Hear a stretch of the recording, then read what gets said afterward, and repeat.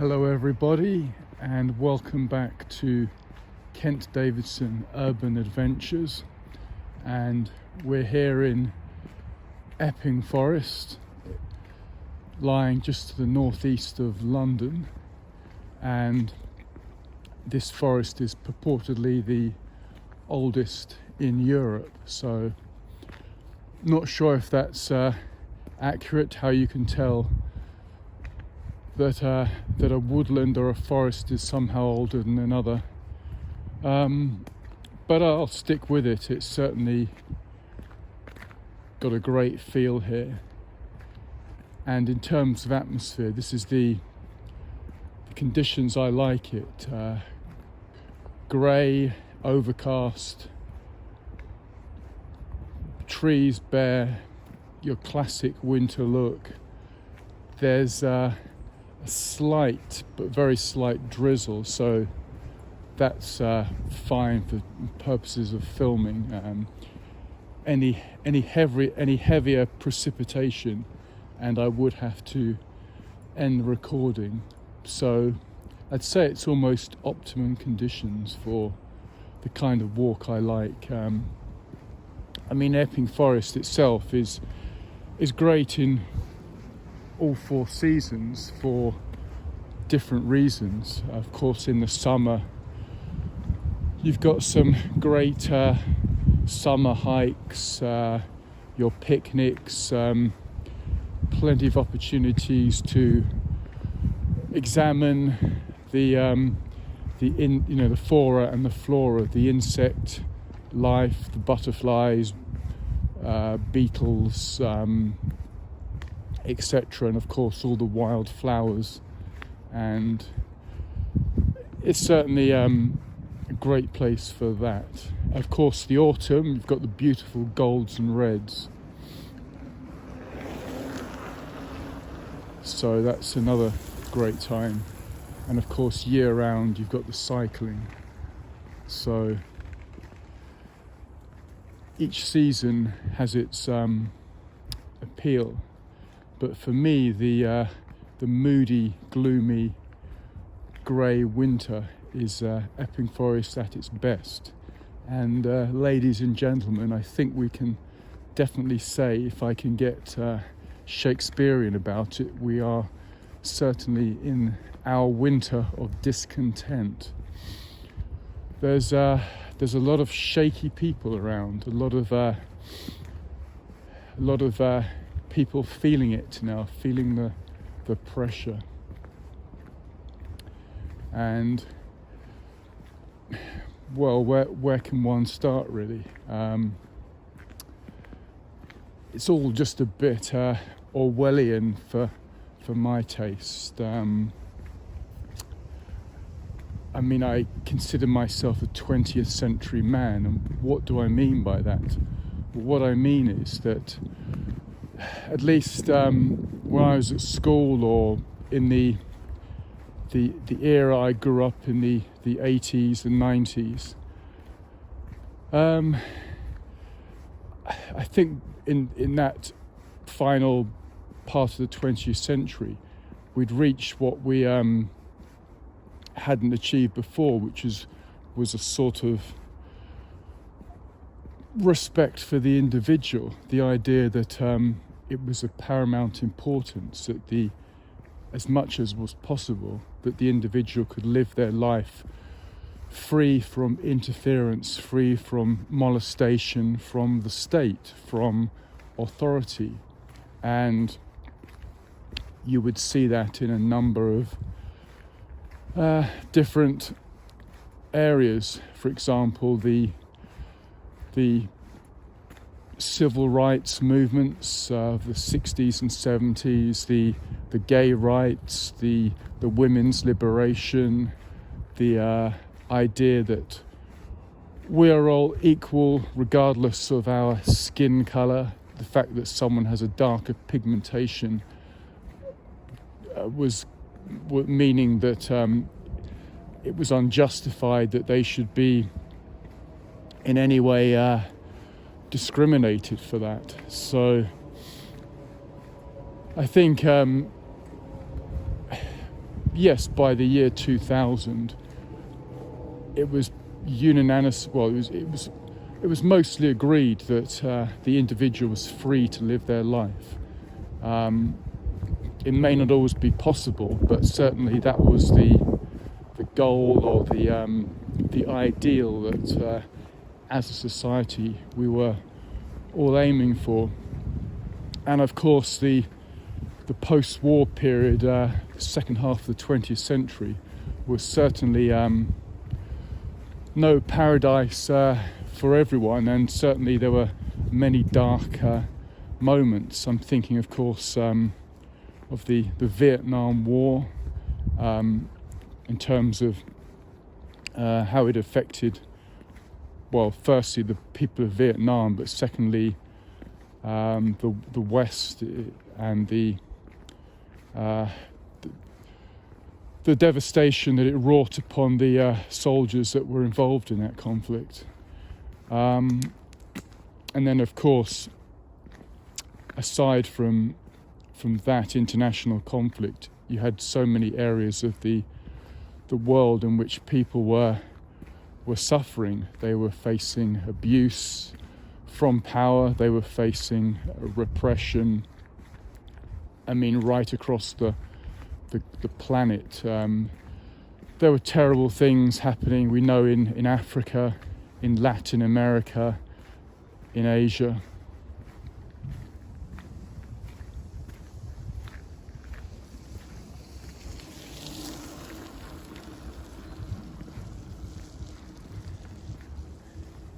That's the advantage when you've got super sensitive hearing like myself. You can hear the bikes from a long way back. So I think we really need to talk about the West.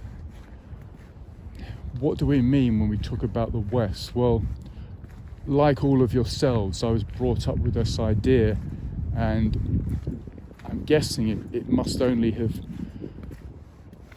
come from the education system, but also, of course, from the media. And I mean, where did it start? I mean, I guess you could say it's a post-war, post-Second World War thing. This idea that somehow, as Westerners, we were innately superior morally to other parts of the world. This idea that we, as a grouping of nations, or as a power block of so-called constitutional democracies, liberal democracies, this idea that we were somehow morally superior, had the moral high ground, and that the problem was not ourselves, it was with the other. And in terms of the second half of the 20th century, I'm thinking, of course, of the Cold War, the standoff, the animosity between the West and Russia, and between the West and China. And this standoff, this Cold War, really dominates, doesn't it, the second half of the 20th century. And then I suppose the first sign of this and its sort of oppressive nature would have been the so-called sort of McCarthy witch hunts, the political persecution of individuals in America who were deemed by the American government to be what they would call Reds or commies, or supposedly Soviet sympathizers. These ridiculous show trials and hounding of individuals, trumped up accusations and allegations, and just all a bit, well, not a bit, but extremely unpleasant for anyone caught up in it. And the justification for all this was the idea that somehow these individuals were undermining these paradise democracies, these paragons of virtue that we were all supposed to be believing in. Afternoon, hello. A muddy one today. Why are you holding your phone on that? Because I'm doing a bit of filming of the beautiful forest. Have a nice day.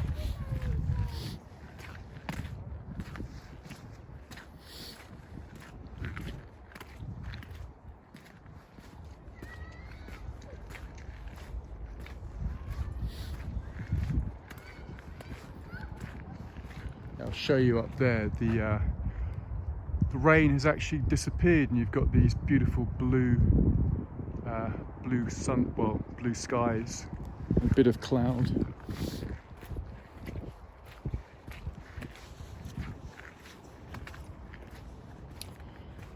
So where was I? Yes, the McCarthy witch hunt. So it was all a bit nasty, wasn't it? And the justification was that somehow these people had were undermining the so-called American dream, the American way of life, and of course, as the years moved on, the decades moved on, that rescinded somewhat, and other things took over. But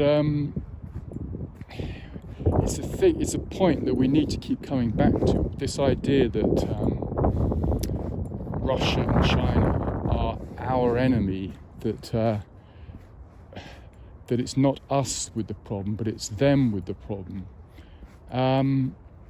Is this justified? Of course, I think not. But where is the sort of pushback against this idea? And the Cold War, of course, is completely and totally alive today. Every morning in the British press, most particularly with the Daily Mail, there's an anti-Russia and an anti-China story. And that's, and I do mean every single day.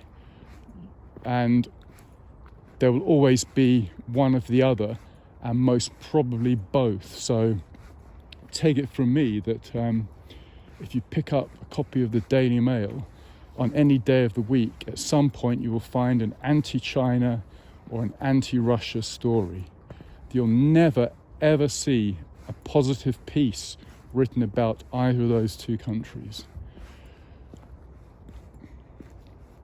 And I suspect you'd see similar things in other papers, the Express, Telegraph. But the thing is, it's not a right-wing thing, because every evening on the BBC, guess what? You'll see another anti-Russia or anti-China story. Again, without fail, I ask you to check it for yourself. Watch the BBC Tonight. Guaranteed, at some point, one of those two themes will turn up. And I mean, what does it mean? What does it mean for this democracy of ours, that this is the situation? And it's not just confined to the UK, of course. Pick up the New York Times. Will you ever find a pro-Russia piece in that, a pro-Chinese piece? I'd say no. Look at CNN. Will you ever see a pro-Chinese piece, a pro-Russia piece? The answer is no. So this antagonism towards our supposed enemies is media-wide, both left and right. So it doesn't matter whether it's a left-wing piece of media or right-wing piece of media, the same agenda is being put forward. But did you vote for this? Did I vote for this? Was it ever debated in Parliament that this would be our approach to global affairs? I might have missed it, but it doesn't seem so. So you've got the maintenance of the Cold War.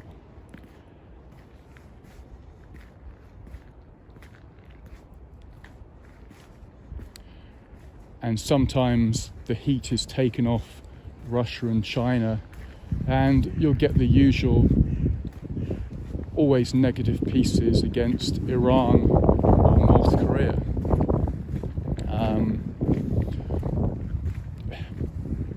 Again, left and right, they position themselves as offering to the public a choice of viewpoints, and yet both are united against these countries. And you would think that if we're the supposed holders of the moral high ground, that we'd break the impasse, that we'd be the ones reaching out to the so-called enemy to end the Cold War. Surely it falls on the side of that maintains its superior to reach out to make peace with what it regards as its inferior enemy. But ain't seeing it from the media, I'm afraid. And we'll go into the political and the governmental side of it. But just while it's in my mind right now, do you remember the huge furore that came from the press, both left and right, when President Donald Trump met Kim of North Korea? He was heavily criticised from various angles from both sides of the media. But what could be more important than supposedly reaching a rapprochement with what we're told as the public is our dangerous enemy, who has the potential, we are told, to launch nuclear strikes against us? And here was the American president shaking hands, sharing a meal with this so-called deadly foe. And rather than it being a moment of supreme celebration, all that we got from the media was condemnation of President Trump, of his attempt to reach out to Kim. So it's all a bit odd, isn't it? And you could see a similar situation with President Putin of Russia, in which the media were attacking Trump, saying that the expression they used was that Trump was Putin's poodle, and that he was far too friendly with the Russian leader. So what changed then? So during the Cold War, it was supposedly considered undesirable that we were at risk from this so-called nuclear powers of Russia and China.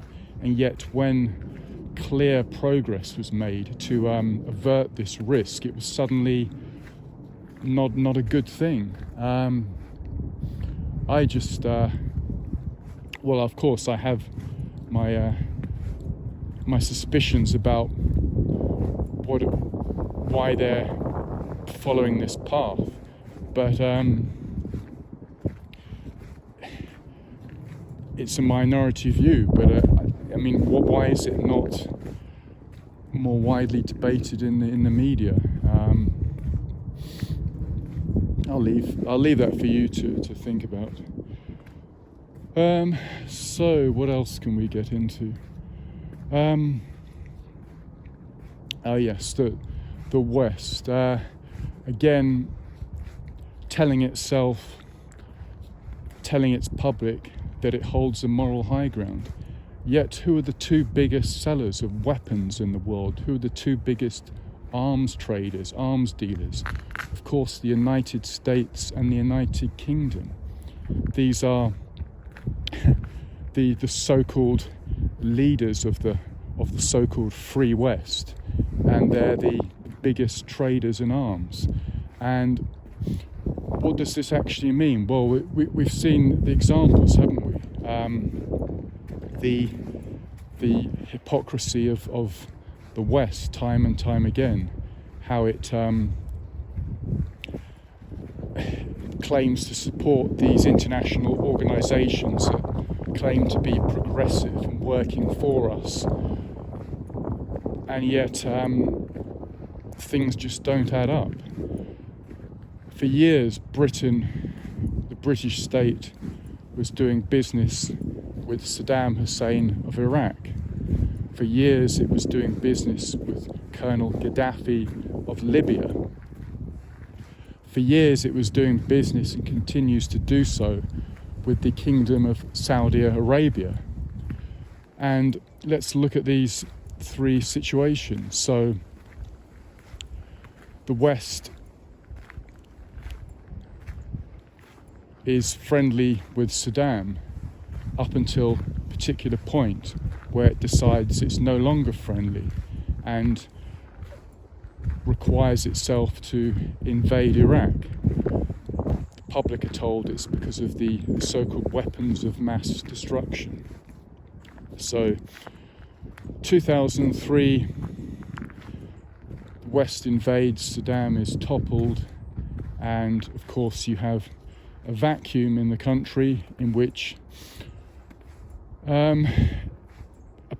we're told groups of Islamic fundamentalists are taking control, and therefore the West decides that its armies need to stay there to sort it all out. And I do remember Tony Blair, British Prime Minister's words that after the liberation of Iraq, the resources of the country would be turned over to the Iraqi people. And I actually believed that. I actually thought that that's what the West stood for, the liberation of a people from a brutal dictator, and the wealth of the country then put in the people's hands. And I waited to see that, and it didn't materialise. Instead, we had characters like Dick Cheney and the Halliburton Company and foreign, when I say foreign, I mean Western, American and British companies profiting out of being in Iraq. There's plenty of large books about this subject. There's plenty of academics who've gone into it and from different angles and have exposed all the inconsistencies. Gaddafi, I remember the sort of meeting with Gaddafi of the British Prime Minister and the courting of him for so many years, and then what happens? We invade Libya, and overthrow the regime. Another vacuum is created. We're told it fills up with Islamic terrorists, and then it requires that the military stay there. And coincidentally, another oil-rich country. Of course, it would be unfeeling of me, wouldn't it, to suggest that any Westerners had profited personally by the overthrows of these horrific regimes. But unfeeling or not, I think it could be discovered that they had done so.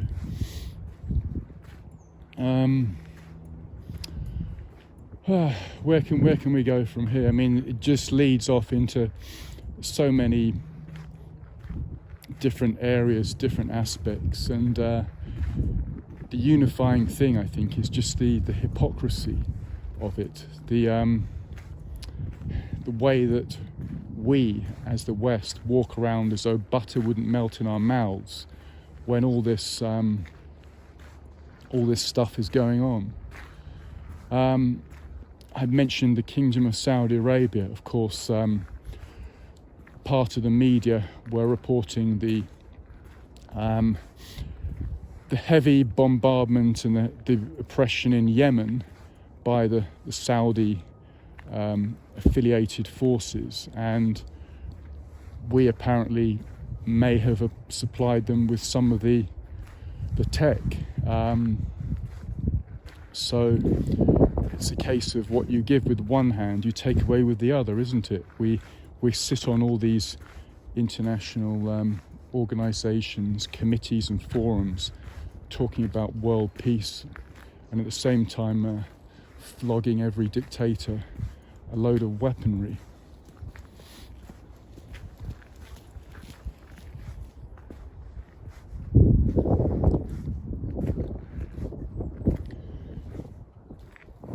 So that's my thoughts on the West, and the reason I bring up those issues is because it then leads to a matter of trust and integrity, and how can we trust our governments, our media, and our authorities. And for a small number of people, myself included, this current climate is a prime example of where we need to be a bit wary. But it's clear now to the small minority of us that have a view on this situation very differently to the majority, that we ain't going to win, not because of authority, of power, not because of media, but because our fellow citizens, our fellow members of the public are backing it. And I think to many of it, well, to the few of us that take a different view of the current climate, it's been a real shock that individuals that we thought would have been the first to protest, to look askance at what was being required of them, to be angry or frustrated, are not only none of these things, but actually wanting regulations and restrictions to happen sooner, to be tougher, to be more strict. Hello, afternoon.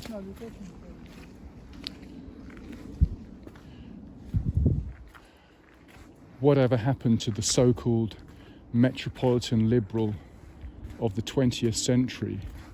The New York Times reader, the Guardian reader, who would have been horrified at the idea of dictatorships, at oppression. Whatever happened to those people? In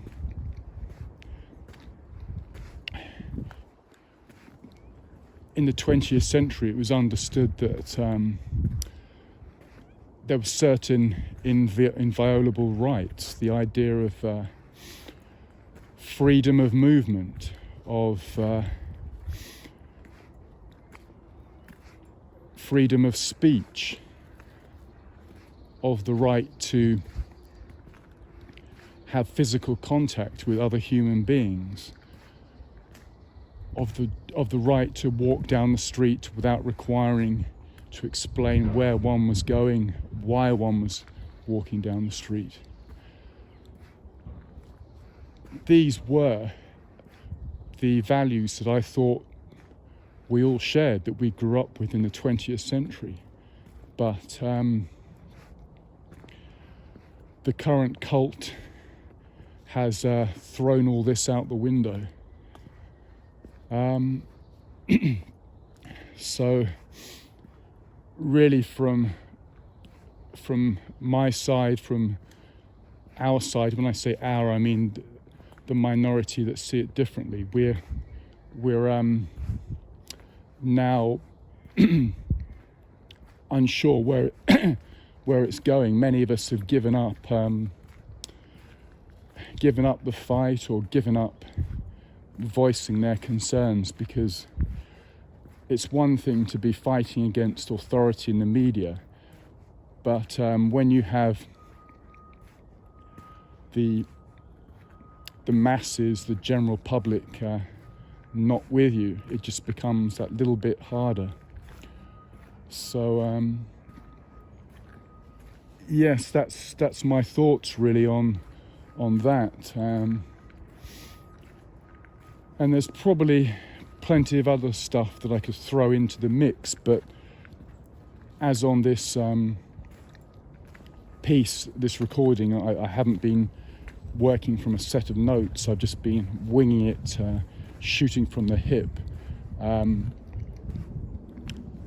just trying to think what else I can add into the mix.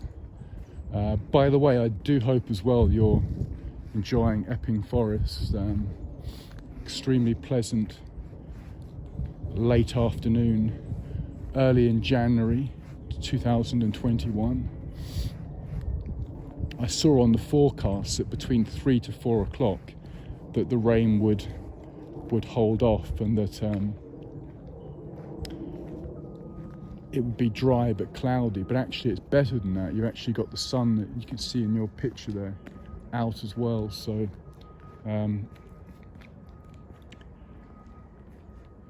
all pretty good as far as I'm concerned. Hey. Hello.